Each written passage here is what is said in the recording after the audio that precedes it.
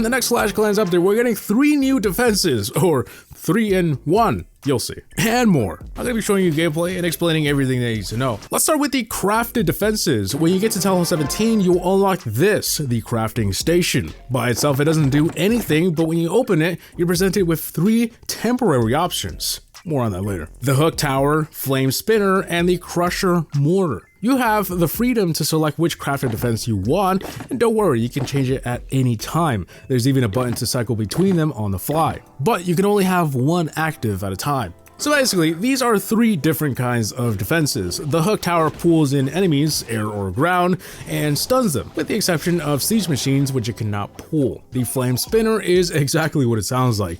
It spins while shooting out flames. It's not instantaneous, instead it has a whirlwind effect, which eventually damages air or ground troops as it moves toward them. And finally, we have the crusher mortar. It's basically a kind of mortar that shoots out these massive spiky rocks that deal significant damage to ground troops, and it even bounces, dealing extra collateral damage. Of course, the stats of these buildings can be increased, like reducing the cooldown of the hook tower or increasing the area damage to the crusher mortar. However, each stat is upgraded individually. These individual stats are called modules, and each defense has 3 of them. The first module is HP, and the other 2 are attributes, which are things like DPS, range, attack speed, and special effects. Each module takes a different resource to upgrade, and this depends on the defense. It's not the same for all 3.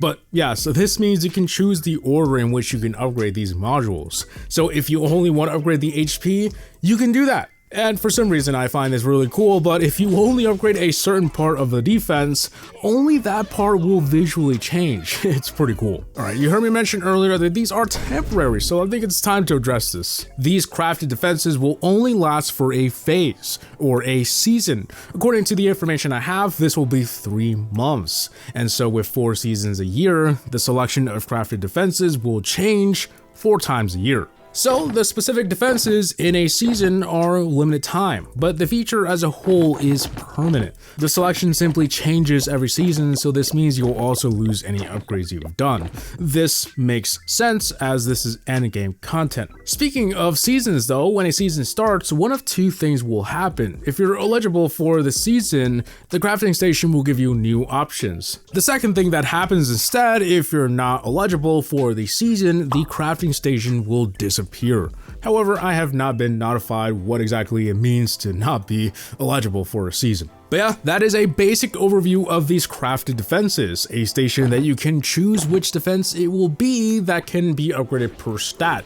And every 3 months, we will get a new set of defenses. Now let's take a look at some additional changes coming in the next update. I'll run through these quickly since they aren't big. The info button and shop links will now take you to an article giving more details on pricing and value of in-game offers. The shop button will now notify you when a special offer is available. Moving on to Amazon Depreciation is what they're calling it. If you're currently playing on an Amazon device that uses the Amazon App Store, this will be discontinued soon after this update. Supercell recommends to create a Supercell ID to keep your progress, as this is the last update coming to the Amazon store. But speaking of Supercell ID, players without a Supercell ID will now receive a Supercell ID guest account. This includes new and existing players, and it will essentially ensure your progress is kept safe. If you ever decide to make a Supercell ID, you'll have the option to migrate this guest account to another. But keep in mind that guest accounts cannot participate in achievements and rewards based on Supercell ID, so you'll need a full account for that. Supercell is expanding their regional pricing. You may have heard a while back that they were testing a new pricing system for different countries to make pricing more realistic to their local currency. This is to better align with local purchasing power and cost of living, so no more gold passes that cost a month worth of electricity. More information on this, including specific country changes, will be linked down below. So that concludes all of the update sneak peeks, and the update should be here soon,